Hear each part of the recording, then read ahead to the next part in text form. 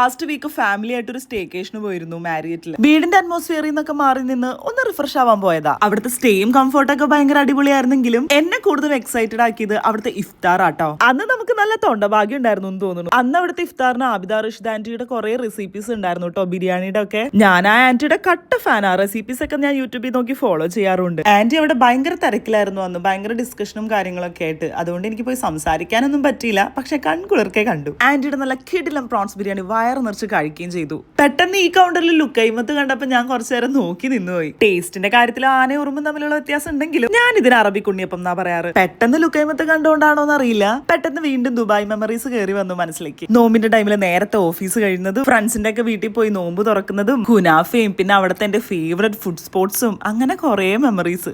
അതൊക്കെ പോട്ടെ, കുനാഫ കഴിച്ചിട്ട് അമ്മൂന് തീരെ ഇഷ്ടപ്പെട്ടില്ല കേട്ടോ. ബാക്കിയുള്ള കുനാഫ ഒക്കെ കഴിച്ചത് ഞാൻ തന്നെയാ. പിന്നെ ഇവൻ ഇറിറ്റേറ്റ് ചെയ്തുകൊണ്ടിരിക്കാൻ എനിക്ക് ഭയങ്കര ഇഷ്ടം. അവൻ പറഞ്ഞേക്കാം അവന്റെ അമ്മേനെ ആയിരുന്നു, സ്വൈര്യം കൊടുക്കാറില്ല. ഇപ്പൊ അവനാണ് എന്റെ ഇര. തെറ്റിദ്ധരിക്കണ്ട കേട്ടോ, സ്നേഹം കൊണ്ടാ. ഞാൻ എന്റെ സ്നേഹം അങ്ങനെ പ്രകടിപ്പിക്കാറ് പണ്ട് വന്നല്ലേ. മെയിൻ ആയിട്ടാണ് ഞാൻ വയറ് നിറച്ച് കഴിച്ചത് ആ പ്രോൺസ് ബിരിയാണി കേട്ടോ. കിഡിലനായിരുന്നു. പിന്നെ അത് കഴിഞ്ഞ് കുറച്ച് സ്വീറ്റ്സ് ഒക്കെ കഴിച്ചു. പിന്നെ പപ്പ അതേ പാനിപ്പൂരി കഴിക്കുന്നത്. അത് അന്ന് അവിടുന്ന് വെറൈറ്റി ആയിട്ട് ഫുഡ് എക്സ്പ്ലോർ ചെയ്ത് കഴിച്ചത് ഡിബിനും പപ്പയാട്ടോ. അങ്ങനെ നല്ല ഫുഡൊക്കെ കഴിച്ച് വയറൊക്കെ നിറഞ്ഞ് നമ്മൾ കുറെ നേരം വർത്താനൊക്കെ പറഞ്ഞ് ഫോട്ടോസ് ഒക്കെ എടുത്തു കേട്ടോ. കുറച്ച് വല്ലാണ്ട് വയറ് നിറഞ്ഞാ പെട്ടെന്ന് ഉറക്കം വരുമെന്ന് കേട്ടിട്ടുണ്ട്. പിന്നെ അധികം സംസാരത്തിന് നിന്നില്ല, വേഗം പോയി കിടന്നുറങ്ങി.